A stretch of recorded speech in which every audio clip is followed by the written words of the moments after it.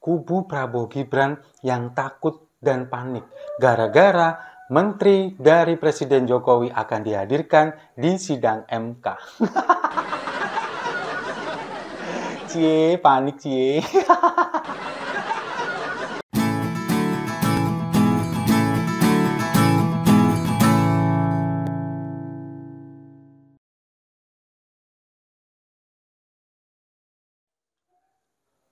Salam damai untuk Indonesia, berjumpa lagi bersama saya Papa Dimas. Info kali ini datangnya dari kubu Prabowo Gibran yang takut dan panik gara-gara menteri dari Presiden Jokowi akan dihadirkan di sidang MK. Cie, panik cie. Memang ya, di sidang kemarin ini kan dari kubu 01 dan kubu 03, ini kemudian meminta kepada hakim untuk menghadirkan menteri-menteri dari Presiden Jokowi dihadirkan sebagai saksi. Nah, ini kan terkait pembagian bansos yang diduga digunakan sebagai alat politik. Menteri-menteri itu ada Bu Sri Mulyani, Menteri Keuangan, lalu kemudian juga ada Bu Tri Risma hari ini, Menteri Sosial, kemudian ada Zulkifli Hasan, Menteri Perdagangan, dan Erlangga Hartarto, Menteri Perekonomian.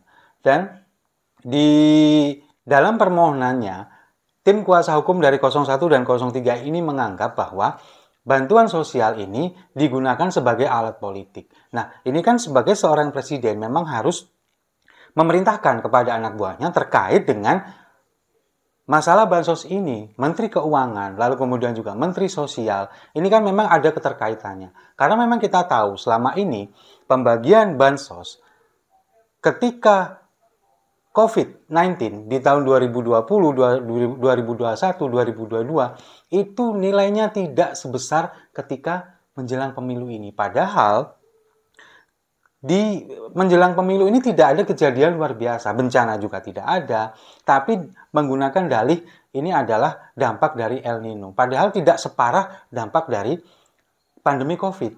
Tapi yang dikeluarkan, yang digelontorkan bansosnya ini nilainya hampir 500 triliun rupiah. Nah, itulah yang kemudian membuat tim 01 dan 03 menganggap bahwa bansos ini digunakan sebagai alat politik untuk meraup suara. Makanya mereka perlu untuk menghadirkan menteri-menteri yang terkait ini sebagai saksi. Apakah benar ini kemudian bansos ini digunakan sesuai dengan peruntukannya? Nah, khusus untuk Bu Sri Mulyani, selaku Menteri Keuangan, kenapa perlu dihadirkan sebagai saksi di sini? Kan perlu dimintai keterangan. Bagaimana instruksi dari Presiden ini untuk menggelontorkan dana sekian ratus triliun rupiah itu digunakan untuk bantuan sosial. Lalu kemudian dananya dari mana? Lalu kemudian apakah ada intervensi di sana? Apakah ada tekanan? Apakah ada ancaman misalkan? Kalau misalkan tidak mengeluarkan dana ini akan bla bla bla bla. Kan seperti itu.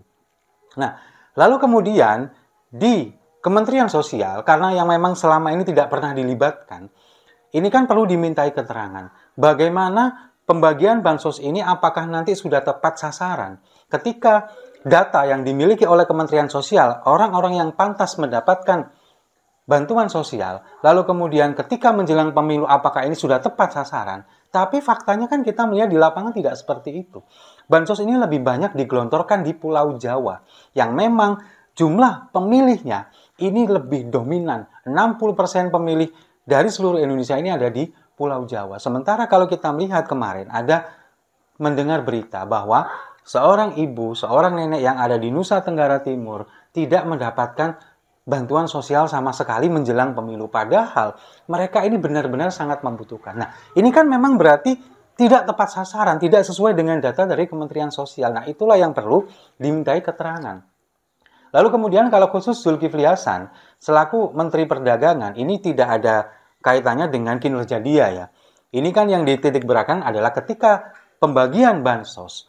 Zulkifli Hasan selalu mengatakan bahwa ini bansos dari Presiden Jokowi. Kalau misalkan kalian mau ini diteruskan untuk tahun-tahun berikutnya, maka pilihlah anak dari Presiden Jokowi. Itu yang dilakukan oleh Zulkifli Hasan. Makanya tim 01 kemudian merasa bahwa Zulkifli Hasan ini perlu dipanggil untuk dihadirkan sebagai saksi. Sementara Erlangga Hartarto ini adalah ketua umum partai politik yang kemudian dia terafiliasi dengan kubu Prabowo Gibran, kemudian kebetulan juga menjabat sebagai Menko, maka perlu dihadirkan di sana. Nah, dengan adanya permohonan ini dari kubu 01 dan 03, ini kan kemudian Hakim Mahkamah Konstitusi, Pak Soeharto ini kan kemudian, ya kami akan mempertimbangkan, kami akan merapatkan ini dulu, apakah perlu nanti dihadirkan atau tidak. Nah, dengan mendengar jawaban itu, lalu kemudian tim Prabowo Gibran, tim 02 ini kan sepertinya takut dan panik kalau misalkan menteri-menteri ini benar-benar dihadirkan di sidang. Karena apa? Karena kalau misalkan menteri-menteri ini di sidang, dihadirkan sebagai saksi, maka kemungkinan besar semua skenario ini akan terbongkar. Dan mereka panik dengan hal ini. Wah, kalau misalkan terbongkar gimana? Pada akhirnya mereka kemudian memberikan dalil-dalil hukum yang sebetulnya tepat. Tapi itu justru malah menunjukkan ketakutan dan kepanikan mereka. Mengatakan bahwa menteri-menteri ini tidak ada kaitannya dengan sengketa pemilu ini. Iya memang, secara di permukaan, menteri-menteri ini tidak ada kaitannya dengan sengketa di pemilu ini. Tidak ada memang. Tapi kalau kita mau menelusuri, mulai dari awal pembagian bansos, kemudian pendaftaran di KPU, gugatan di MK, ini sebetulnya ada kaitannya. Setiap lini dari pemerintahan, ini semua ada kaitannya. Termasuk menteri-menteri ini yang harus dimintai keterangan sebagai saksi. Tapi dengan dalil hukum, terutama Pak Otto Hasibuan ya, mengatakan bahwa beban pembuktian ini kan harusnya ada di pihak pemohon. Pemohon ini kan dari tim 01 dan tim 03. Karena ini adalah masalah sengketa, bukan masalah pembuktian norma hukum. Kalau misalkan pembuktian norma hukum kan memang ada jaksa penuntut umum yang bisa menghadirkan saksi, punya wewenang itu. Nah, ini sengketa pemilu. Tidak ada jaksa penuntut umum di sini. Ya, Pak Otto Hasibuan mengatakan bahwa beban pembuktian harusnya ada di tim 01 bukan tim 03. Nah, sekarang pertanyaannya, apakah mereka mampu untuk menghadirkan saksi itu? Saya rasa tidak. Karena apa? Mereka tidak punya wewenang itu. Misalkan pun mereka harus berkirim surat kepada menteri-menteri ini, kemudian untuk dihadirkan sebagai saksi. Nah, menteri-menteri ini kan otomatis harus meminta izin kepada presiden. Karena mereka ada statusnya pembantu presiden. Nah, pertanyaannya sekarang, apakah presiden akan mengizinkan menterinya untuk hadir sebagai saksi di sidang itu kalau diminta oleh tim hukum dari 01 dan 03? Jawabannya tentu tidak. Karena mereka tidak punya wewenang untuk itu. Makanya mereka kemudian memohon kepada hakim untuk menghadirkan menteri-menteri ini sebagai saksi. Nah, kalau dari hakim Mahkamah Konstitusi kemudian berkirim surat kepada menteri itu, kepada presiden katakanlah, untuk dihadirkan sebagai saksi, presiden kan kemungkinan besar tidak bisa menolak karena ini permintaan dari hakim konstitusi. Itu intinya di sana. Nah, lalu kemudian Pak Otto Hasibuan selaku kuasa hukum dari tim 02 ini kan juga mengatakan bahwa terlalu mengada-ada kalau misalkan menghadirkan menteri dari Presiden Jokowi yang tidak ada kaitannya dengan sengketa pemilu ini. Ini menunjukkan memang bahwa benar-benar mereka ini panik, kemudian mereka ini juga takut bahwa kebenaran akan terkuak. Apalagi ketika Hakim Mahkamah Konstitusi Pak Soeharto yang mengatakan, kalau misalkan menteri-menteri ini kemudian dihadirkan di sini, yang berhak melakukan tanya jawab ini adalah hanya hakim. Tim kuasa hukum dari 01, 02, 03 tidak boleh bertanya apa-apa. Yang boleh bertanya hanyalah majelis hakim. Nah, ini kan seolah-olah menunjukkan, oke, saya akan menghadirkan itu, tapi ada syaratnya. Ini, kalian harus memenuhi itu.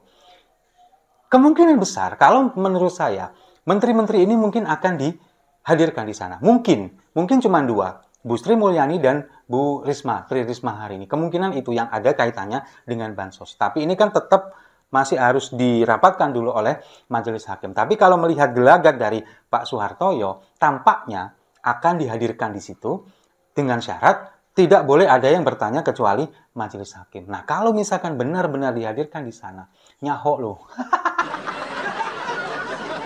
Di sana akan terungkap bagaimana peran Presiden Jokowi ini kemudian untuk memberikan instruksi menggelontorkan dana untuk pembelian bansos, lalu kemudian juga dananya ini dari mana, semuanya akan terkuak di sini.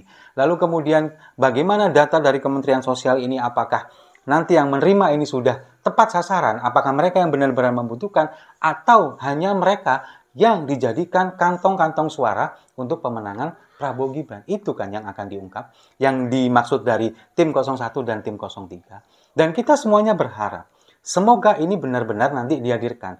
Menteri-menteri yang benar-benar ada hubungannya dengan bantuan sosial ini, kemudian bahwa bantuan sosial ini memang dimanfaatkan untuk alat politik, untuk melanggengkan dinasti politik ini benar-benar terkuat. Dan kalau misalkan itu benar terjadi, kita tidak bisa membayangkan apa yang terjadi dengan kubu Prabowo Gibran dan bagaimana nanti wajah atau muka dari Presiden Jokowi akan ditaruh di mana. Kita tidak bisa membayangkan itu kalau ini benar-benar terkuat. Tapi kita sangat berharap ini semua benar-benar dihadirkan, menteri-menteri yang tadi dihadirkan di sidang sebagai saksi. Setuju ya?